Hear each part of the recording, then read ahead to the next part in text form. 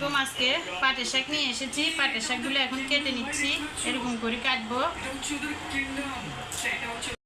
আরও নিয়ে এসেছি বেগুন, তারপরে পটল।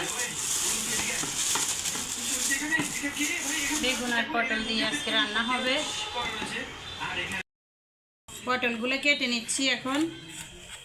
পটল দিয়ে রান্না হবে ছুরি শুটকি দিয়ে আজকে।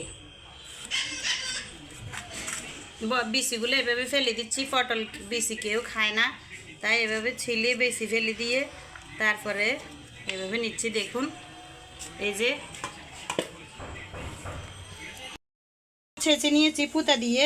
এভাবে ছেঁচে শাক ভাজি করলে রসুন কুচিটা বাদামি হওয়ার পরে রাখুন লবণ আর কাঁচামরিচ। এটা হয়ে গেছে পাটের শাক ভাজি। কিছু দিলাম পেঁয়াজ, তারপরে দিচ্ছি কিছু রসুন কুচি। আর হচ্ছে এখানে এই ছুরি শুটকিগুলো আমি গরম পানি দিয়ে ধুয়ে পরিষ্কার করে নিছি। এটা পটলের আলুর তরকারি। পাটের শাকটা হয়ে গেছে। এই ছুরি শুটকিটা দিয়ে দিলাম। এখন দিয়ে দিচ্ছি পটল। আলুটা দিয়ে দিচ্ছি, একটু সিদ্ধ হয়ে নেবে। পটলটা দিয়ে দিলাম।